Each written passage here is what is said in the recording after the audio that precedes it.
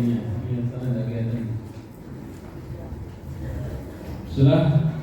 Alhamdulillah nahmaduhu wa nasta'inuhu wa nastaghfiruh wa na'udzu billahi min shururi anfusina wa min sayyiati a'malina.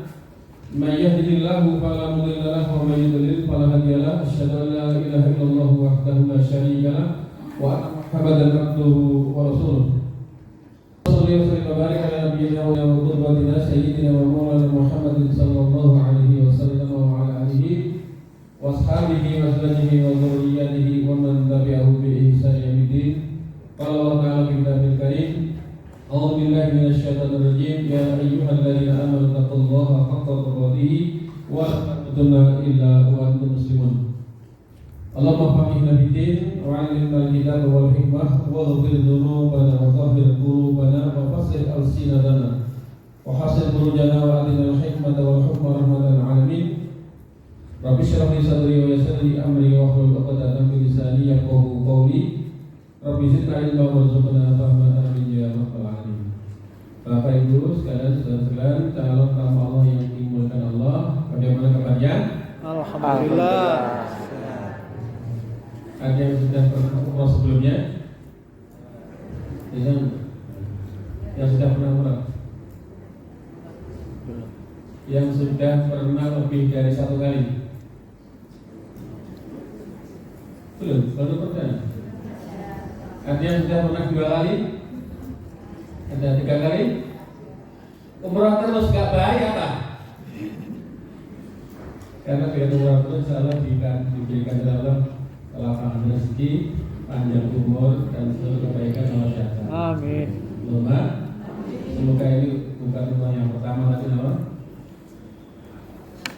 Permulaan saja. Sehingga kita akan disuruh bahwa umrah lagi dan bahkan haji karena rahmat dan kemudian Allah SWT. Lomba, karena dia mengatakan tabi'u bainal haji wal umrah fa innahuma yanfa'ul faqr wal dhunub kama yanfa'ul khabasat hadis. Lakukan ibadah haji dan umrah secara berkesinambungan. Berhaji umrah gitu. Gak bahaya lah umrah terus.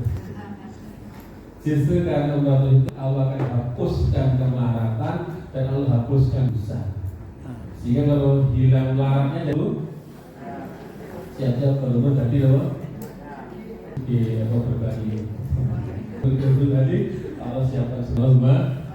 Akan mengatakan tunaikan haji umrah secara berkesinambungan, secara kontinu terus-menerus, karena 2 amal ini rahasianya adalah menghapuskan kemaratan dan menghapuskan dosa. Sehingga kita harapkan yang layaknya umrah yang sudah kaya atau yang masih miskin? Miskin. Ini masih miskin. Kalau pengen kaya nih, insya Allah inilah program pesugihan syar'i, gitu loh. Karena Allah akan hapuskan marat dan yang lebih penting lagi Allah akan hapuskan dosa kita. Karena 2 ini problem terbesar manusia, di mana problem terbesar manusia di dunia adalah kemaratan. Nah yang dibully tadi selalu minder dan dibully karena gara-gara orang lain bisa korban, kita hanya korban Perasaan. Maka dari kemelaratan dunia ini menutup peluang untuk kita bisa berbuat kebaikan dalam jumlah yang banyak. Terlebih lagi Allah akan menyelesaikan problem akhirat kita dosa. Karena dosa itu kalau tidak tuntas dunia, ya akan dihadapkan dengan neraka naudzubillah. Maka keputusan panjenengan untuk umrah adalah tepat dalam rangka untuk segera kita dihapuskan malam kita dan dihapuskan dosa kita. Kita kebutuhan penting bagi kita sendiri. Allahumma Amin. Insya Allah Pak Sekalian, kita akan bersama sampai besok ya. Siap ya? Siap. Nanti yang berjalan jauh ini langsung terjawab nih. Yang paling jauh dari Jawa Timur. Jawa Timur tadi. Berangkat ini kalau mau Pak berangkat ini jam 8 malam sampai Solo. Salah satu ya, kita mesti coba jangan tadi dijemput saudara kita dari luar negeri dan harus sampai ke sini. Semoga tidak ngantuk ya. Semoga jalan jam-jam di sana akan nanti menjadi sarana kemudian Allah untuk menuju Baitul Allah. Dan di antara yang perlu kita pahami, hari ini kita sedang dalam situasi safar, kita dianggap sebagai musafir. Dan nanti umrah itu adalah bagian dari safar, perjalanan kita menuju Baitullah, memenuhi panggilan Allah Subhanahu wa Ta'ala.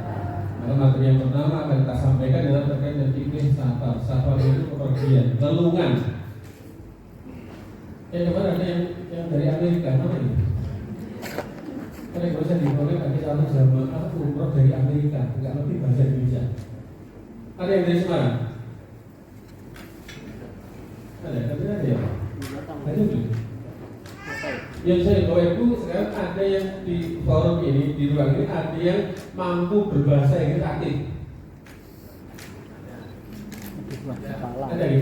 Nanti mohon perkenan nanti judulnya berdampingan ya, kalau nanti ada dari teman kita yang dia akan berangkat ke luar kita Amerika, Pak. Lalu di Bojo. Saya nanti itu bahasa Arab. Mungkin pertama kita kenal tak tanya mana buka.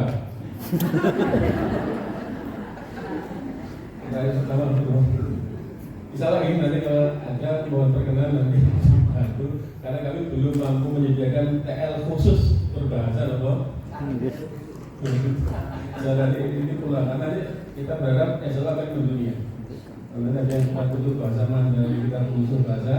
Kalau bahasa penjaringan mungkin disebutkan putra wayah penjaringan di sana agar mampu mendampingi siapapun yang mau berkunjung ke Baitullah dengan pendampingan yang istimewa. Allahumma amin. Bapak sekalian, kita sekarang dalam kondisi safar, bepergian musafir, dihitung sejak keluar dari rumah sampai kembali ke rumah lagi itu dikatakan musafir. Barangkali dalam perjalanan dipastikan kita tidak mendapatkan kenyamanan karena bukan tempat kita sendiri dan bahkan dimungkinkan dalam safar itu ada banyak kesulitan yang mungkin kita hadapi. Karena di sini mengatakan tentang safar itu beliau menyebutkan dalam suatu hadisnya as-safaru qit'atun minal adab. Safar bepergian itu adalah sepenggal dari siksaan. Ya, kalau senang betul. Kalau sampai kesana dulu.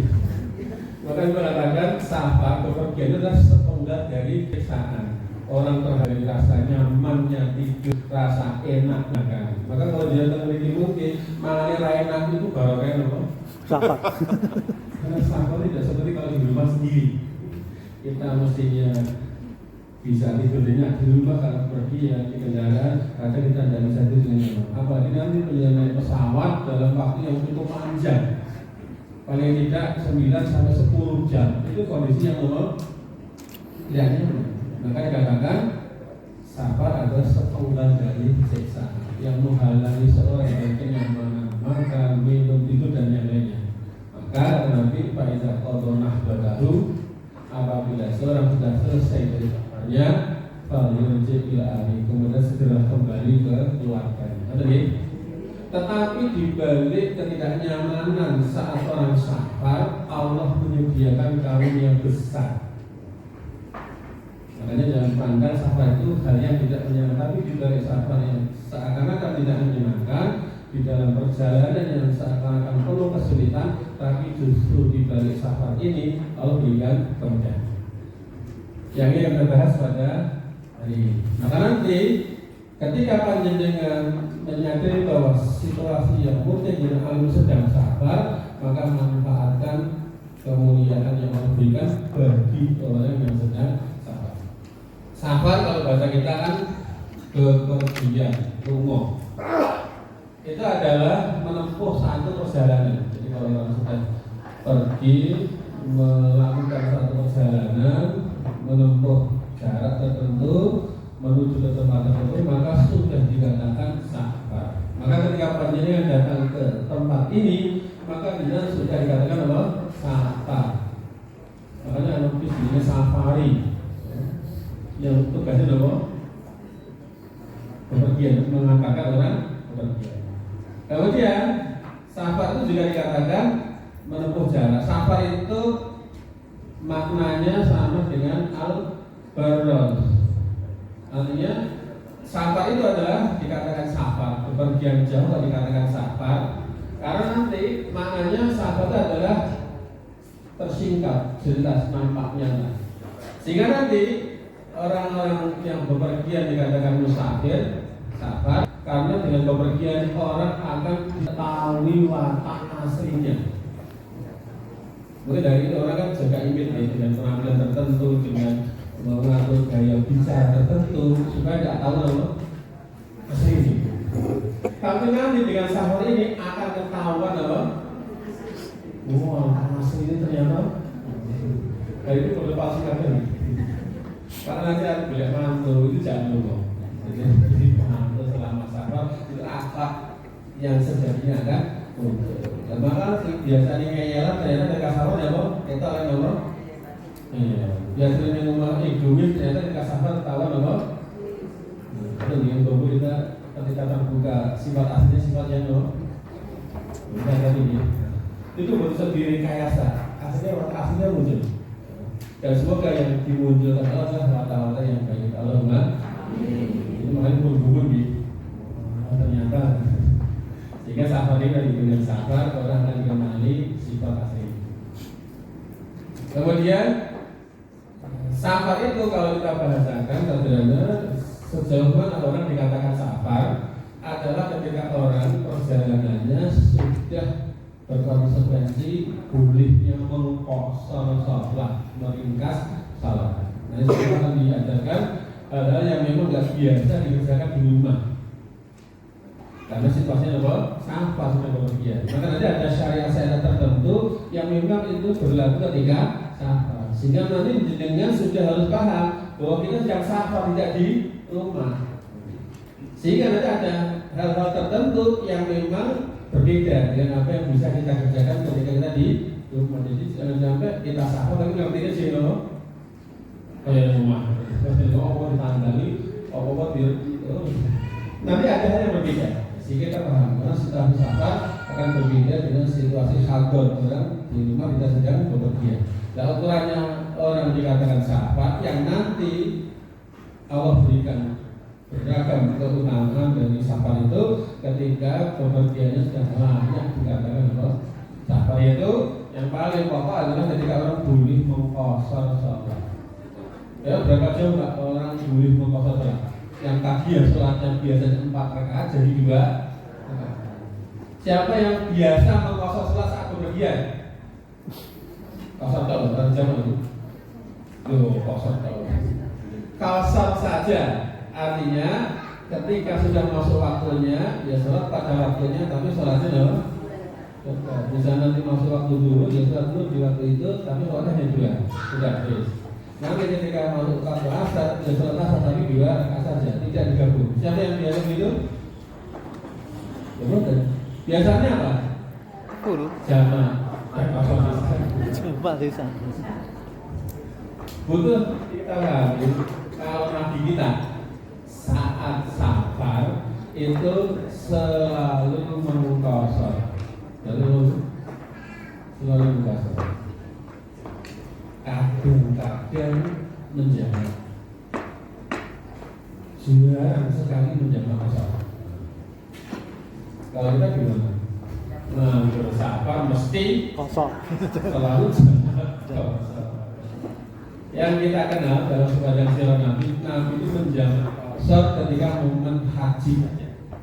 Beliau menjamak kosor zuhur dan asar itu ketika wukuf di Arafah.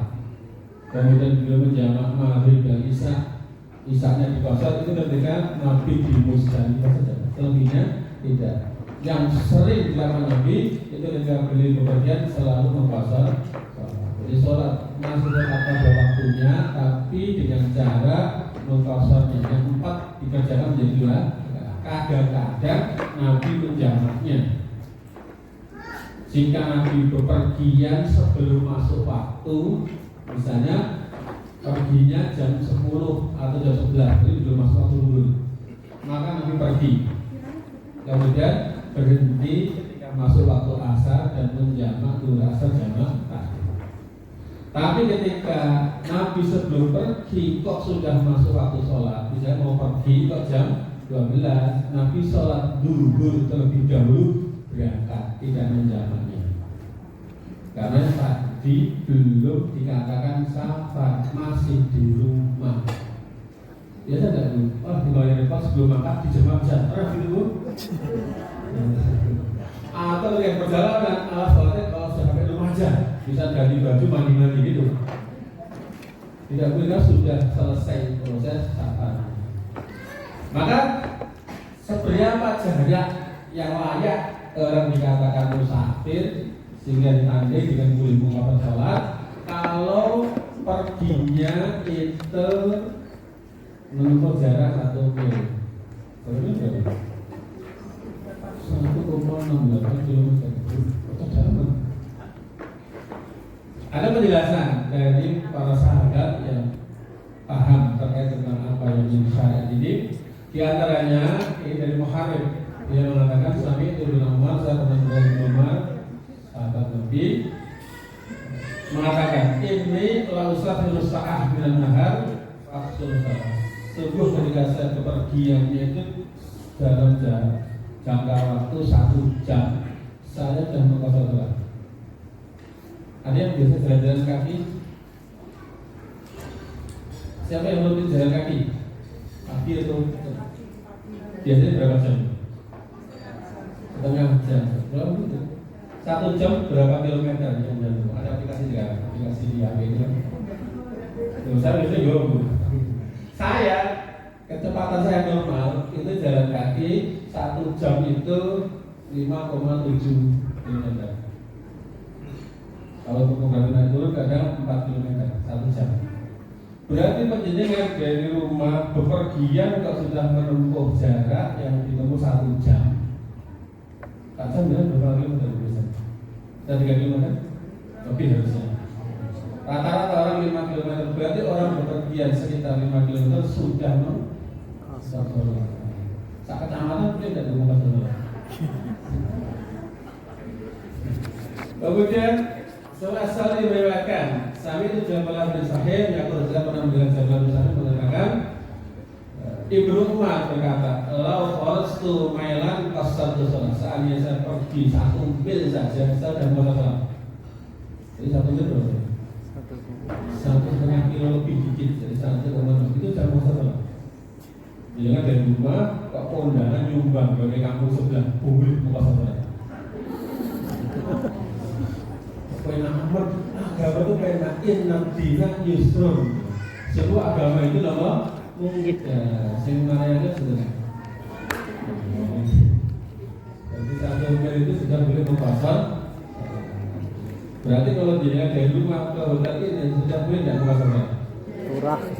Mungkin dia mau rencana sama jamaah pasar atau apa? Jadi kalau safar sudah tidak seperti di rumah, jangan bayangin kayak Cina.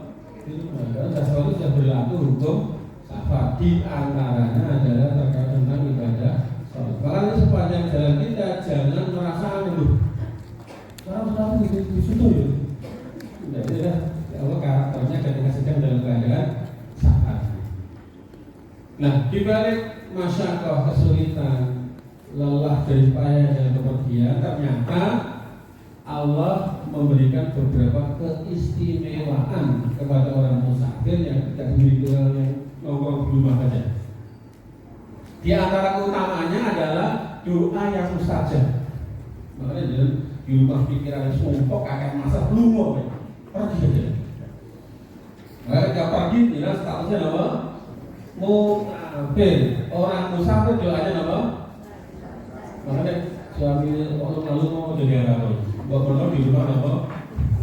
Sumpah berinspirasi, supaya nanti ketika sedang dalam keadaan safar memanfaatkan peluang doa yang dijawab. Makanya ketika dapat di rumah jaga bicara, jangan sampai lupa keluar kata-kata yang tidak kita sadari ternyata itu dikabulkan, ternyata itu diijabah Allah Subhanahu wa Ta'ala. Ini catat kalau Bu ada bukunya, siapa bukunya Bu? Sudah dibaca? Belum. Nggak banyak tangan dibaca. Wah, menerimanya sejak kapan? Masya Allah, kita bulan daftar, kok banyak satu perlengkapan komplit. Sekarang apa? Di sini ini buatan domplong. Oke, tiga. Harus bukan orang ibadah. Bagi yang tidak karena itu juga penting yang sudah dilakukan dan dilakukan sendiri. Jadi yang pertama orang musafir itu aja musafir, itu masih bungkusan terakhir. Gitu bahasanya enggak. Yang kedua, pahala amal yang enggak putus. Bisa jadi dengan gara-gara bepergian ada amaliyah rutin yang jadi tidak terlaksanakan. Biasanya Pak Bina dulu kalau nggak kesini itu kajian subuh. Tapi gara-gara sahabat tidak bisa kajian, tapi tetap dapat pahala. Memang mempeng atau santai tapi bayarannya bodoh. Biasanya kalau di rumah itu bisa terus dupa, tilawah, tapi di kasar tidak bisa. Maka tetap enggak tanpa melakukan amal yang berupa. Ini keuntungannya. Maka jangan sampai begitu sahabat masih merasanya seperti apa?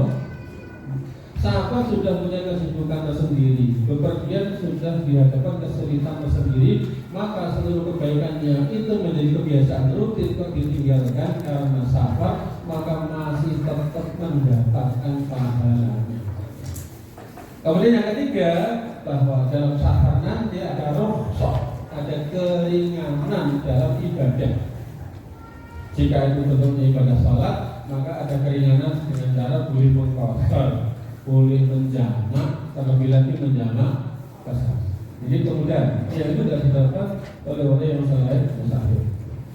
Masing-masing kita akan jelaskan sekilas. Di antaranya adalah sabda Nabi kita.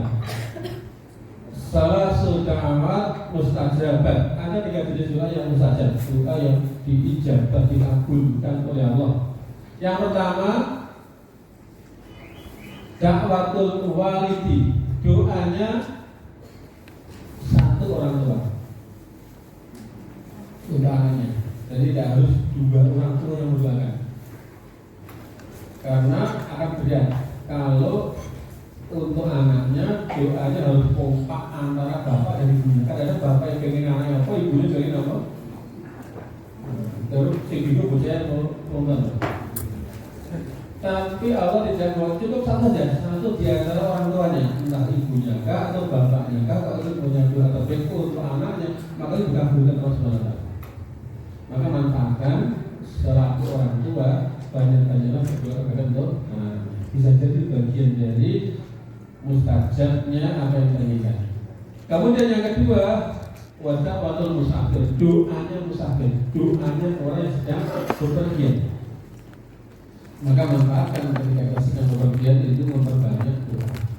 Barangkali ketika doa di rumah belum tentu dikabulkan, tapi ketika kita sedang safar, dengan sedang kedunungan mendapatkan fasilitas berupa doa mustajab, doa yang diijabah oleh Allah Subhanahu wa Ta'ala. Kemudian yang ketiga, wada'watul mazlum, doanya orang yang teraniaya. Tapi ketika terkumpul 3 hal, wong tua, loro-loro, lumpuh bisa. Dua dia anak itu, maka dikabulkan Allah Subhanahu wa Ta'ala. Kemudian bahwa ketika safar, amal yang biasa harus dikerjakan meskipun ditinggalkan saat safar tetap mendatangkan pahala. Nabi kita mengatakan idza maridal abdu aw safara, apabila seorang hamba itu sedang sakit atau bepergian, orang sakit akan berkurang kegiatannya, orang bepergian akan berkurang kegiatannya. Kegiatan yang rutin dikerjakan akan ditinggalkan gara-gara sakit. Kita kan tidak membayangkan selalu sehat sampai akhir hayatnya. Ada kalanya kita akan diuji oleh Allah dalam keadaan apa? Sakit, apalagi sakit peluang. Bisa stop oleh dunia kalau mulai. Maka terhenti banyak kebaikan. Tetapi ketika saat kita sehat, saat kita keluar tidak sedang bepergian, kok punya kebiasaan rutin dalam amal saleh, maka ketika amal rutin itu terhenti karena sakit atau bepergian, masih tetap mendapatkan pahalanya. Karena ini bersama santai aja ini. Sing biasanya mengerjakan amal yang rutin banyak, maka ketika safar nikmati kemudahan Allah dalam safar, sehingga amal yang biasa dikerjakan walaupun ditinggalkan karena safar masih mendapatkan pahala. Dikatakan Nabi, khutibalahu muslimakana ya'malu muqiman sahihan. Maka dia tetap mendapatkan pahala seperti dia mengerjakannya saat tidak sedang pergi maupun dalam keadaan sehat. Maka beruntunglah ketika sehat, ketika sempat itu punya banyak amal soleh yang dirutinkan, sehingga saatnya kita tidak bisa mengerjakannya lagi karena alasan sakit atau alasan sibuk bepergian, maka masih tetap mendapatkan pahalanya. Ada yang masih pengen safar duha, biasanya cuma duha, Pak. Kalau safar masih tetap duha atau tidak? Tidak sholat duha itu pahala, orang sholat itu pahala beli. Gimana? Biasa santai juga kemampuan gitu. Maka sampai ada nanti kalau safar ini mati perjalanan saja, sehingga amal yang biasa di rumah itu ditinggalkan tidak apa-apa. Karena sudah mendapat yang wajib aja dikurangi, apalagi loh Menang. yang perlu aja loh dikurangi porsinya, malah dia nambahin loh Sunai. tidak bahaya Pak. Santai aja gitu. Di antaranya keringanan dalam amal. Dikatakan oleh sabda Nabi kita, Inna Allah Azza wa Jalla, sesungguhnya Allah Azza wa Jalla membebaskan anil musafir dari orang yang sedang safar as-shaum, puasa. Kalau pas safar, kemudian kalau pas Ramadan puasa, nggak puasa nggak apa-apa. Cuma mengganti di waktu yang lain. Dan juga membebaskan wasat sholat separuh sholat. Kalau sholatnya 4 rakaat, jadi kita hanya mengerjakan berapa? Kalau sholat subuh yang di pohon sholat yang 4 rakaatan, yang 3 maupun yang 2 tidak di puasa. Kalau sudah diskon. Nah, kemudian, ini kan jadi karena Allah itu memudahkan meringankan orang yang safar, sehingga kalau sholat yang sunnah itu memang tidak boleh dikerjakan karena sudah mendapatkan nomor. Karena safar itu sudah disibukkan dengan lelahnya perjalanan, maka amal yang sifatnya sunnah tidak perlu dikerjakan, tidak apa-apa. Jangan sampai dia tersiksa. Jadi biasa sampai orang lumung dong. Justru lumung saat ini mendapatkan buah dari amal yang sudah kita lakukan. Jadi tidak mengerjakannya, tapi masih mendapatkan. Sehingga para ulama bahkan sampai itu tidak bisa dikerjakan kalau yang misalnya sholat duha. Ada satu statement larangan merutinkan sholat duha saat safar. Walaupun kalau tidak safar, itu pernah yang menanyakan bagaimana di para sahabat itu ketika bepergian atau di ngomong sholat sunnah tadi. Ditanyakan dari hadis dari Musabad, dia bilang, kultur Ibnu Umar, saya pernah bertanya pada Ibnu Umar. Ibnu Umar itu sahabat Nabi, di antara fuqahanya orang alim di bidang fikihnya sahabat itu Ibnu Umar. Ibnu Mas'ud termasuk juga Ibnu Abbas ini. Beliau menanya Ibnu Umar, "Antusalli duha, apa kalau kamu sama itu masuk sholat duha?" Beliau jawab, enggak. Bapak Imam dan Umar, sahabat Umar kalau safar, kalau masuk rutin duha, dia mengatakan tidak. Kalau Abu Bakar, tidak. Kalau Nabi, dia mengatakan tidak. Keyakinan konsep tidak sholat duha ketika sedang nongol. Karena sholat Umar itu menangi Nabi, Abu Bakar, Umar, Utsman. Sehingga beliau kaitannya kalau orang terbaik dulu dia sholat di mana? Ya sampai aja. Apa harus enggak? Panjenengan? Panjenengan mau bantu? Mau balasan? Di riwayat yang lain, dari Syafi'i Ibnu Umar mengatakan, "Ma sholatul duha mundu aslamtu." Sejak saya masuk Islam, saya belum pernah sholat duha pada saat. Berarti gimana? Masalah itu saya tidak sholat duha mundur sejak asal saya masuk Islam. Kalau selainnya wajib lagi, jadi safar itu nombor santai. Illa an atuha bil bait, kecuali ketika sholat setelah sholat di Baitullah. Jadi sepanjang perjalanan umrah beliau mulai dari Madinah ke Mekah itu kalau perjalanan darat zaman Nabi Madinah dengan Mekah itu 8,5 hari. Kira menjumpai 5 waktu sholat berapa kali? Dan nanti yang grup Malaysia Airlines itu nanti dari Madinah ke Mekah naik kereta cepat hanya 2 jam. Kalau biasanya ini sekitar 5 sampai 6 jam. Tapi yang grup ini nanti dari Madinah ke Mekahnya naik kereta cepat. Ya, lain kereta cepat baru jalan. Berarti hanya butuh berapa? Sekitar 2 jam saja dari Madinah ke Mekah. Dulu zaman Nabi ketika itu dari Madinah ke Mekah itu 8,5. Kira-kira satu ngomong sunnah 8,5 hari kesel. Maka dikatakan tidak pernah sholat kecuali ketika sholat sunnah kecuali setelah nomor tawaf di Baitullah. Maknanya Pak Usul dari kalau saya sholat di waktu itu 2 rakaat dan pas waktunya rampung tawaf pas waktu duha. Wala alaniya cuma itu tidak sahnya itu sholat duha, tapi dia bertawaf itu masih dalam waktu duha. Bukan orang yang nggak tanya dia tuh sholat nomor duha. Padahal mau ketepaan saja, beliau mengerjakan itu pas selesai dari tawaf. Karena nanti ada amalia setelah peninjauan tawaf di Baitullah ketika umroh, setelah tawaf disunahkan apa? Sholat sunnah 2 rakaat pada tawaf. Kapan waktunya? Kemudian diriwayatkan juga di Ibnu Huzaimah dari jalur lain. Jadi perlu diketahui bahwa Ibnu Huzaimah termasuk perawi hadis sahih. Bahkan di antara para ulama menunjukkan di antara hadis-hadis sahih itu kalau diranking 1 sahih Bukhari, 2 sahih Muslim ketika Ibnu Huzaimah. Di riwayat yang lain dapat yang lain mengatakan Ibnu Huzaimah itu dalam keadaan kesahihan hadis yang diriwayatkan nomor 2 setelah Imam Bukhari Muslim. Artinya kalau ada hadis ke riwayat Ibnu Huzaimah sahih berarti hadis sumber informasi. Dikatakan beliau Ibnu Umar mengatakan karena Nabi sallallahu alaihi wasallam la yusalli duha illa ayyaqdama min ghaibati.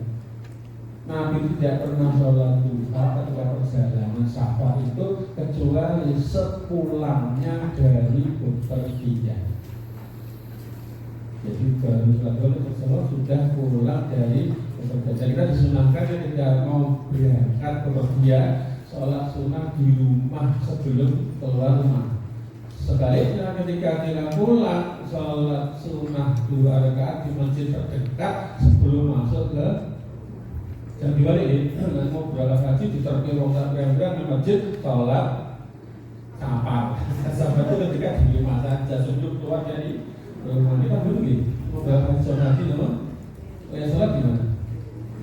Di masjid, di masjid, maksudnya sholat diadari di Farak terus berangkat. Padahal seharusnya kalau mau sholat sunnah safar mengerjakannya di mana? Rumah. Di dalam rumahnya sebelum berangkat. Memulai bepergian. Sebaliknya kalau pulang sebelum masuk rumah mampir dulu ke masjid terdekat di rumahnya untuk mengerjakan apa? Sholat duha. Sholat sunnah pada safar. Nah kemudian safar ini menjadi penting kedudukannya karena itu nanti membekali doa-doa istimewa yang selayaknya ini dibaca oleh orang musafir sebelum melakukan perjalanan apalagi perjalanan yang jauh. Karena kita tidak tahu apakah gerangan yang terjadi selama perjalanan nanti. Dimungkinkan dalam perjalanan itu ada arah yang melintang, ada hambatan yang menghadang. Kan mungkin Pak, kita nggak tahu nih. Rumah sana PJ ternyata macet ya gimana? Bisa jadi ya. Maka oleh itu sesungguhnya Nabi sudah mengantisipasi jauh-jauh waktu dengan beliau mengajarkan kepada kita doa safar. Hingga harapannya sepanjang perjalanan itu dijumpai kemudahan saja. Seandainya pun dihadapkan kepada kesulitan, kita dimudahkan untuk mampu melewatinya. Jadi jangan bayangkan bepergian itu enak terus ini. Mungkin separan yang dari kita nggak tahu apa yang akan terjadi. Tapi ketika sejak awal sebelum mulai safar kita sudah memohon pertolongan kepada Allah, insya Allah dimudahkan perjalanan itu. Seandainya ada hambatan apa dimudahkan untuk bisa melewati hambatan yang ada. Maka diantaranya mengajarkan pada kita tentang doa apa yang harus dibaca ketika sedang safar, memulai safar. Sudah hafal doa safar belum? Belum? Jangan terdahulu dari rumah kita nggak doa nih. Niat Kamu insaf. baca bisa nggak ya? Harusnya apa? Ini baru kali ini pergi. Wah, sejawat yang tahu ya jalan itu menyenangkan saja. Karena sudah bahwa didongani sebelum sebenarnya kayak isi ya ngomong. Berarti biasa pergi lama-lama tidak pernah doa nih. Nah ini doa yang diajarkan. Karena doa ini isinya kontennya itu berupa langkah antisipatif jika dimungkinkan akan ada hal-hal yang mengancam. Sehingga dengan doa itu waspoil lantar kami tidak ada nomor hambatan karena sudah menghukum dulu kepada Allah Subhanahu wa Ta'ala. Nah, mau kita baca bareng di situ sudah ada tulisan dulu. Ya, kita baca bersama-sama. Allahu Akbar. Allahu Akbar. Allahu Akbar. Allahu Akbar. Allahu Akbar. Allahu Akbar. Nah, sebelum memulai perjalanan kita agungkan asma Allah sehingga apapun yang kita terasa kecil kalau kita sudah menyebut keagungan Allah Subhanahu wa Ta'ala. Jarak yang jauh terasa dekat, beban yang berat terasa ringan. Iwat teman gendong bangga terasa nomor pengen ngintip ya. Karena apa? Kita mengagungkan Allah saja yang saya adalah kecil sekali. Baru kemudian kita berdoa yang itu dinukil dari penggalan ayat Al-Quran. Subhanalladzi sakhkhara lana hadza wa ma kunna lahu muqrinin wa inna ila rabbina lamunqalibun. Ini bentuk permohonan kepada Allah agar Allah lah yang mengendalikan moda transportasi kendaraan yang kita akan pakai. Jangan kita merasa nyaman, boleh orang Garuda yang marah, ada gitu. Ada yang pokoknya beli paketnya terkait tentang Allah moda transportasi yang ngarani. Karena berkeyakinan kalau kendaraan itu pasti nama jangan salah, secanggih apapun. Baik kita lihat ya, Rusia sedang mau pameran di Gantara launching pesawat komersil Sukhoi terbaru, nabrak salah padahal masih baru, pilotnya pakar ya. Tapi kalau nggak ada itu teknologi apapun nggak ada apa-apanya. Maka nanti mau pesawat awas tapi nama. Maka kita membung kepada Allah Subhanalladzi. Kalimat tasbih kalau kalian lihat di dalam Al-Quran itu adalah sebentuk antisipasi terhadap potensi buruk yang akan muncul atau telah dari proses saja. Ketika Nabi Isra Mi'raj di era itu perjalanan dari Masjidil Haram ke Masjidil Aqsa, kemudian ke Sidratul Muntaha. Itu katanya semalam saja. Kira-kira zaman itu ketika orang dikasih berita itu percaya tidak? Tidak. Lalu dari Madinah ke Mekah aja 8,5 hari. Kok Nabi cerita nopo? Kira-kira dari Mekah Madinah ke Aqsa jauh mana? Dari Mekah ke Aqsa atau Mekah ke Madinah? Aqsa. Itu aja pengalaman Nabi. Ketika umroh ternyata 8,5 hari. Kalau ke Aqsa, ke Palestina, Mekah itu 1 bulan. Ketika zaman itu Pak Nabi cerita, mungkin tidak dicoba dibantah di hadapan dia. Pas. Maka ayat surat Al-Isra dimulai dengan kalimat Allah Subhanalladzi, Maha suci Allah dari apa yang dipersangkakan hanya. Jadi ada tasbih itu menegasikan kalimat negatif yang mungkin muncul.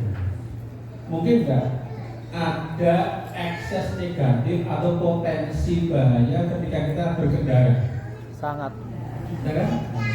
Maka sebelum naik kita sudah nembung kepada Allah agar dihilangkan potensi bahaya. Maka nanti kalau penyentuhan sabar itu dinikmati, dihayati agar benar-benar ini sebentuk permohonan kita kepada Allah agar dilindungi selama perjalanan. Maha suci Allah Subhanalladzi sakhkhara lana, ada tasdidnya.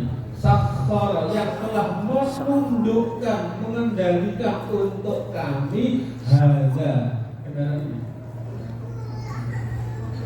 Itu kalau bukan yang mengendalikan Allah, buat secanggih teknologinya, sehebat jam terbang pilotnya itu akan tahu.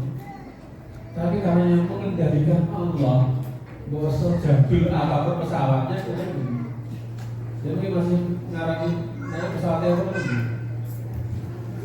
Tapi saya kalau sistem bagus Allah, kira-kira terasa tenang nggak dalam jalan. Segala puji bagi Allah yang telah mengendalikan, menundukkan untuk kami kendaraan ini. Padahal wa ma kunna lahu muqrinin, padahal kami sebelum tidak bisa mengendalikan. Jikalau bukan karena Allah yang mengendalikannya, tidak senyaman ini kendaraan ini.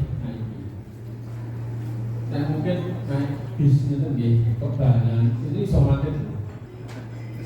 Mesin yang mogok bisa mati. Kalau pesawat mesin yang mogok gimana? Suruh. Resikonya kan tinggi. Mungkin naik kapal laut mesinnya mati masih santai mengapung di laut. Tapi kalau pesawat, saya punya saudara itu rawali tenang pengen umroh Rabayang Timur, kono rawali numpak. Dia gampang numpak melampah. Lompat mobil mampu bensin. Pergi nyebrang laut, tumpak pesawat apalagi kalau untuk mengerjakan saya harus gimana? Itu yang berganti tapi dalam masa itu jangan dua. Kopi. Jika engkau menunjuk ya Allah, ini saya perjalanan mudahkan saya untuk bisa menunjukkan walaupun saya harus harus kandung rawani ini. Cuma yang betul kita pahami ternyata di doa sahabat itu ada kalimat yang disisipkan, yang harus kita paham. Kita pergi nanti, jangan bayangkan yang butuh banyak samunya atau oleh-olehnya. Enggak, dengan anak-anak tidak sekarang. Butuh bawa samu yang banyak atau mikir bawa pulang oleh-oleh yang banyak. Tidak bayar kan oleh-oleh banyak itu. Kalimatnya kita pergi bukan untuk kembali. Wa inna ila rabbina, dan sesungguhnya kita kepada Tuhan kami lamunqalibun akan kembali. Jadi kalau nanti kembali betul-betul kembali menghadap Allah. Siap. Dulu jawabannya Pak Kemennya tidak boleh.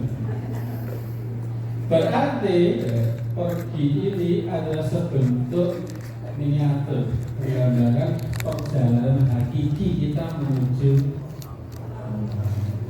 Berarti ini adalah sebentuk contoh kecil perjalanan hidup dimulai dari kelahiran diakhiri dengan wong mati di mana? Akar paling gowong. Coba di mana? Wong mati di mana? Nek karep paling mikul gitu, Pak. Boleh pasar gitu kan? Pasar. Artinya ternyata ini adalah sebentuk mengingatkan kesadaran bahwa ini kita sedang melakukan perjalanan hidup. Itu nanti pada ujungnya kita kembali menghadap. Maka pastikan sepanjang jalan yang kita lalui ini adalah dalam rangka untuk mengumpulkan bekal sebanyak-banyaknya untuk kita bawa kembali menghadap kepada Allah Subhanahu. Maka jadikan nanti saubah, tak musik, gerak, diam kita, bicara maupun berdoa, jadikan itu semua nanti akan menghasilkan pahala yang itu akan kita bawa menghadap Allah Subhanahu. Berarti pikir oleh-oleh kok sanggup ini. Jadi kita pikirkan sanggup kita akan menghadap kepada Allah Subhanahu. Kalau pikir oleh-oleh berarti berkenan deh. belum siap menghadap. Kita senang ini menghadap Baitullah, menghadap Rahmatullah. Kita senang menghadap Allah. Ada siap ya? Kapan siap ngabari ya? Bisa kabar. Belum kan? Oke, dari Nabi dan man ahabba liqa Allah, ahabba Allah liqa'ahu. Siapa yang senang ketemu Allah, maka Allah senang saat bertemu dengannya. Wa man kariha liqa Allah, kariha Allah liqa'ahu. Siapa yang tak suka ketemu Allah, maka Allah benci saat bertemu dengan dia. Senang ya? Oke, senang gitu, kita bisa Allah Sang Maha Pencipta yang dengannya Allah akan memberikan balasan terbaik dari apa yang telah kita betul ya? Doa selanjutnya kita sedang dalam keadaan perjalanan menuju kepada Allah Subhanahu wa Ta'ala. Maka di mana tempat yang nanti kita lalu sepanjang jalan, hendaklah di sana tertinggal catatan kebaikan yang sudah kita kerjakan. Sebagaimana di surat Yasin ayat 12, apa itu? Surat Yasin ayat 12 apa? Surat Yasin bagaimana? Inna nahnu nuhyil mauta wa naktubu ma qaddamu. Sesungguhnya kami, kata Allah di berbagai nahnu nuhyi, sesungguhnya kamilah yang menghidupkan yang mati, baik mati secara fisik Allah yang menghidupkan nanti di hari kiamat, maupun mati secara hatinya Allah menunjukkan dengan iman. Dan ditambah wanak tubuh makat dan kami mencatat apa yang mereka perbuat. Jadi semua perbuatan itu dicatat. Wa asarahum, dan juga bekas labet efek amal yang kita kerjakan. Jadi nanti amal tidak dicatat dari jenis amalnya saja, tapi efek yang bisa dihasilkan dari amal itu. Jadi kalau kita baca kan, ketika di sini tuh ada tidak bekasnya? Ketika kita pindah, kita pegang aja ada bekasnya. Namanya apa? Sidik. Jadi kalau kita berdiri di sini, kemudian pindah ada apa? Apa? Ada bekas kakinya. Ini mungkin buka dalam tafsir Yasin, di tafsir Hamami. Itu langkah kaki kita tuh ada rekam jejaknya ini. Di tempat yang pernah kita lewati, apakah yang tertinggal di sana? Apakah di situ tercatat ada kebaikan yang pernah kita lakukan atau bukan? Jadi biasanya jejak langkahnya kemana aja? Ini banyak yang gitu nih. Biasanya jejak langkah dia itu kemana aja? Kasur sumur kasur dapur itu.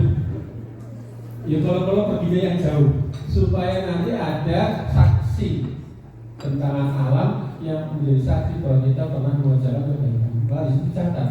Kita menjadi saksi pada hari kiamat. Makanya sampai ngomong pada sholat begini lo tidak begini. Maksudnya apa? Semakin ada bekas banyak tempat di mana itu kita tinggal amal-amal apa? Oke, itu tulis. Ditambah lagi wa atharahum, dan apa yang menjadi pengaruh dari amal ini. Mungkin ketika orang ibadah yang namanya umrah atau pahalanya, tapi seberapa besar pengaruh dari umrah penjenengan untuk diri penjenengan buat masyarakatnya. Bisa jadi kan ketika dia umrah untuk dirinya sendiri, bernilai pahala, dan kalau ada manfaat hanya terbatas pada dirinya sendiri. Tapi saat dia penjenengan melakukan umrah ada misi untuk mendoakan bangsa Indonesia, karena ada efeknya. Maka nanti amal tidak hanya diperhitungkan dari jenis amalnya saja, tapi nomor ada efek dampak baik, bahkan sampai digambarkan dalam Sahih Muslim ketika orang menanam satu pohon itu kebaikan, dia mendapat pahala kebaikannya dan mendapatkan pahala dari apa yang ditimbulkan dari yang ditanam tadi. Kadang tidak seorang pun menanam pohon atau menanam bibit, kalau kemudian tumbuh dimakan manusia, binatang maupun siapapun, maka baginya pahala sedekah. Berapa lama manfaatnya? Lama pun. Jadi saya punya guru, ini kalau bepergian, lungo, awal pergian jauh, itu bawa beriun, sak keresek itu isinya telok, Si pelem. ada. Begitu lewat itu dilempar ke pinggir jalan. Di hutan dilemparkan di nopo itu mengisuk bakal tukul dari nopo. Betapanya. Pohon besar. Dan begitu tumbuh itu mungkin tidak ada buahnya. Dipanggil kewan, dicolok uang dan itu sebagai pahala saudara. Kalau mungkin itu gede, diketok, tinggi cakap masjid, gimana? Nah, kalau isi hati juga dua itu, bagaimana pas lupa di ternyata maafin muslimin yang dibarusan. Siapa saja muslim yang menanam kepohonan kok kemudian tumbuh, kok itu buahnya dimakan kewan, manusia bahkan jin sekalipun baginya mendapatkan pahala amal soleh. Itu efek dari satu amal yang tidak tetap berhenti ketika dia beramal. Tapi efeknya mana pun? Yusak, sungguh yang mungkin tukul dari pulau dibodol, dibodol tukul mulai itu terus adalah walaupun kita ada ikut modal faktor kehujan lagi, tapi itu sebentuk amal soleh dan berefek yang cukup panjang. Maka kita berharap mungkin bisa jadi kita mungkin hanya sekali-kali ini seumur mungkin berkesempatan umroh. Tapi kita berharap nanti ada efek yang bisa ditimbulkan berupa amal kebaikan yang tidak putus setelah kita umroh. Dengan cara apa? Mengajukan doa-doa terbaik ketika di sana, sehingga ketika Allah ijabah bisa jadi menjadi sumber pahala kita yang tidak akan terputus sampai akhir bahkan sampai hari menamakan doa-doa terbaik yang penjenengan siap perjuangan saat di sana, sehingga amalnya tidak terhenti dengan selesai ibadah umroh, tapi ada efek baik yang akan berkepanjangan setelah kita. Kemudian kita mulai dengan menjelaskan tentang makna yang dimaksud dari doa-doa pilihan tadi. Di antaranya tadi kita sebutkan setelah menyadari bahwa yang mengendalikan kendaraan adalah Allah dan kita menyadari bahwa ini adalah contoh miniatur perjalanan menuju kepada Allah, maka yang kita pikirkan bukan oleh-olehnya, tapi yang kita pikirkan seperti apa bekal terbaiknya yang kita bisa bawa dan kita hasilkan sepanjang perjalanan yang kita lewati. Kemudian seterusnya, Allahumma ya Allah, inna nas'aluka, sesungguhnya kami mohon kepadamu, meminta kepadamu fi safarina hadza, di perjalananku yang ini kita minta al-birra, kebaikan, buat takwa dan ketakwaan. Kita mohon ya Allah, semoga perjalananku ini yang selalu kami minta kebaikan saja dan ketakwaan dijaga, dilindungi oleh Allah SWT. Kalau kemudian ketemu kendaraan, ya pas kendaraan sing nurun, sing ambil, ketemu hotel ya hotel sing, ketemu konco ya konco sing. Sebagai kita semua dikondisikan oleh Allah, kita menginginkan yang baik saja dan ketakwaan.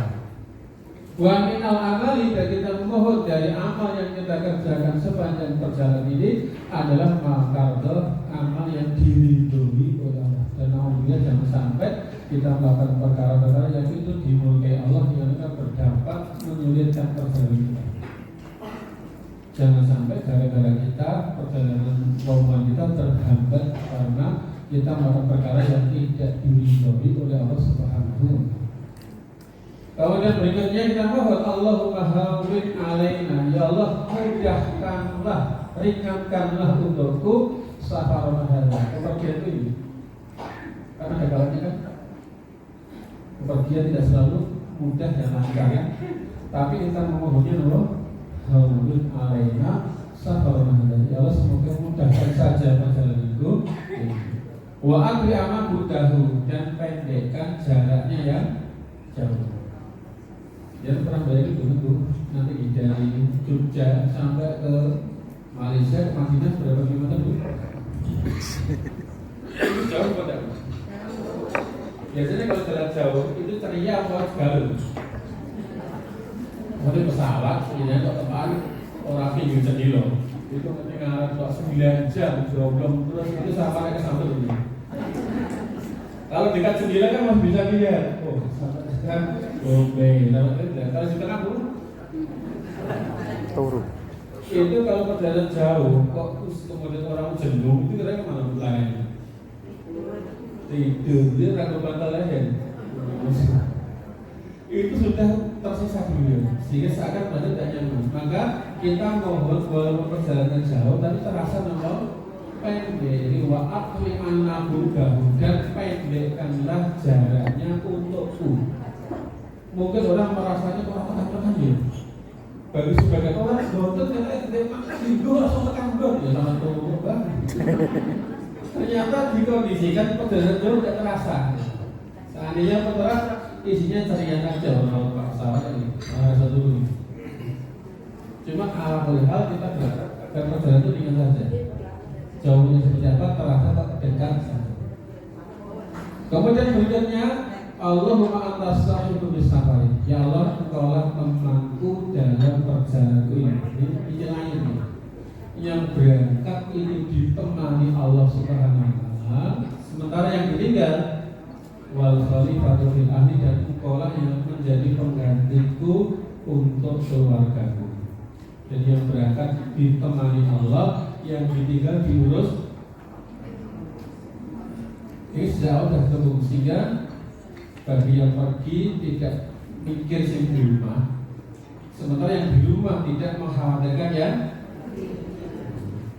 Jadi Allah berperan di mana? Sing berangkat ditemani Allah, yang ditinggal diurus. Nanti di antara efek Allah urus, Allah mengkondisikan anggota paru keluarga yang lainnya apa? Beberapa kali kalau ini aja jawab umroh dikabari lah kucingnya mati kan. Aku udah mati. Kadang-kadang susah lah ngomong meninggal apa? Tapi ketika Allah mengkondisikan itu insya Allah dimudahkan. Kemudian ini yang poin pokok penting. Allahumma inni a'udzubika, ya Allah aku mohon kepadamu, mohon perlindungan kepadamu min waqsati safari, dari buruknya beratnya perjalanan ini. Karena kadang ceritanya momen-momen tidak mudah, ada saja kendala yang dijumpai. Tapi kita mohon dilindungi oleh Allah dari nomor susah beratnya perjalanan ini. Wa ka'abatil mangdori, dilindungi dari melihat pemandangan yang menyedihkan. Bisa jadi dengan perjalanan itu kita pengennya kan nyaman, begitu melihat kondisi sesuatu, misalnya baru kecelakaan itu kebayang-bayang. Itu membuat suasana perjalanan sudah tidak kondusif. Orang kebayang-bayang, bahkan ketika ngomong kelantar, bayangin kalau sini mau mah dulu terus mikirkan tidak nyaman. Maka kita mohon pada Allah yang kayak begitu itu dijauhkan oleh Allah. Dan kita mohon perlindungan dari wasu ilmu kolabi dan buruknya saat kita kembali. Kita tidak mikir ketika sebelum berangkat terus kabeh ditotor, anak-anak yang dimana, omah yang beres, usaha yang lancar. Kita tidak berharap ketika pulang semuanya nomor. Kita tinggal dalam keadaan baik-baik. Kita pun berharap saat pulang pun juga masih dalam keadaan. Mungkin tidak ada keburukan yang timbul. Mungkin biasanya sih ngatur apa itu di dalam rumah nomor. Mungkin saja. Mungkin ketika anak itu tumbuh, dia sholat lancarnya dulu kita tinggal pergi kadang-kadang. Kita pun pada Allah tidak mengalami situasi seperti itu. Maka kita mohon agar kita tidak menjumpai ketika pulang ada sisi buruk yang menimpa keluarga maupun harta. Kita mohon itu supaya bahwa perjalanan ini terasa nyaman, sehingga pokok ibadah kita tidak terganggu dengan hal yang di luar. Siapa ya? Apa ya? Nah, mari kita baca bersama. Yang tadi ketika berangkat belum sempat doa, masih belum terangkat. Monggo bareng-bareng. Allahu Akbar. Allahu Akbar. Allahu Akbar. Allahu Akbar. Allahu Akbar. Allahu Akbar. Subhanalladzi. Subhanalladzi Sakhkhara lana hadza. sakhkhara lana hadza Wa ma kunna lahu. wa ma kunna lahu Muqrinin. Wa inna ila rabbina. wa inna ila rabbina Lamunqalibun. Allahumma inna nas'aluka fi safarina hadza al-birra wa taqwa wa minal amali ma tarda. Allahumma hawwin alaina safarana safarana hadza wa atwi anna wa ahlina bu'dahu. bu'dahu. Allahumma Allahumma antas sahibu anta shahid bis safari bisafari wal khalifatu wal khalifatu fil ahli. bil ahli. Allahumma Allahumma inni inni a'udzu bika a'udzu bika min wa'sa'is safari min ma'sari safari wa ka'abatil manzari wa ka'abatil manzuri wa su'il munqalabi wa su'il munqalabi bil mali bil mali wal ahli. wal ahli. Apa ini? Ternyata dilatih. Ini berlaku untuk kemanapun penjenengan pergi, tidak untuk apa? Jauh-jauh itu kemanapun dia pergi, sering pergi gitu.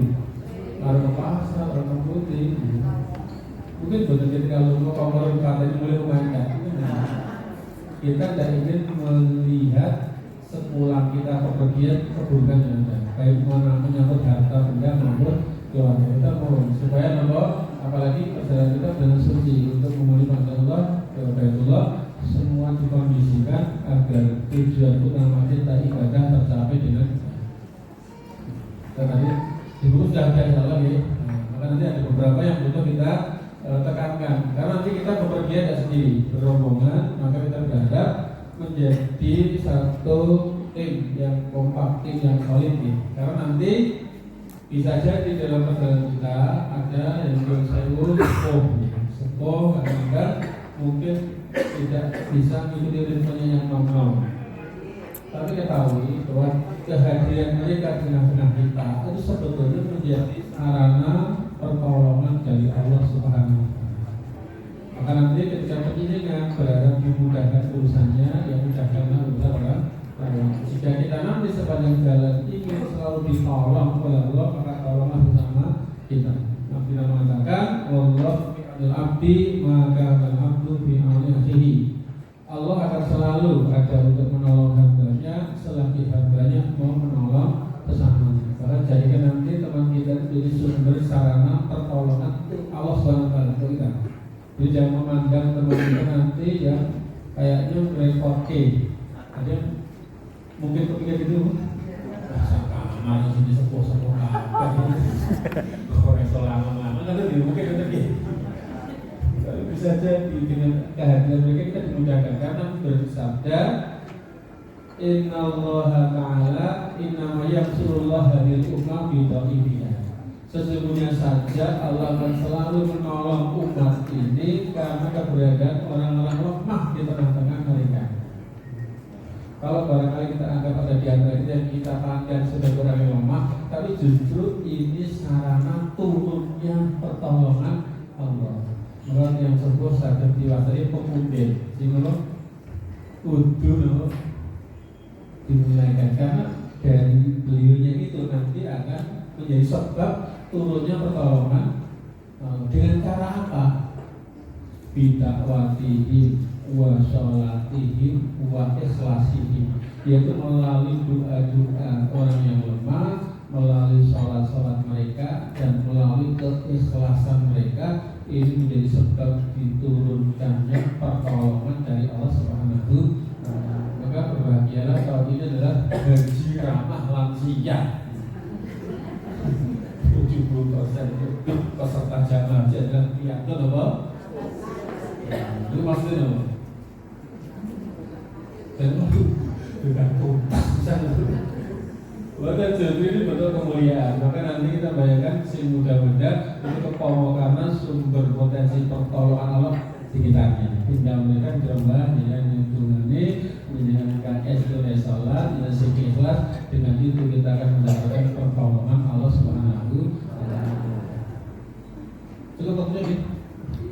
Nah, misalnya ini ada beberapa nanti kita jadi baca-baca.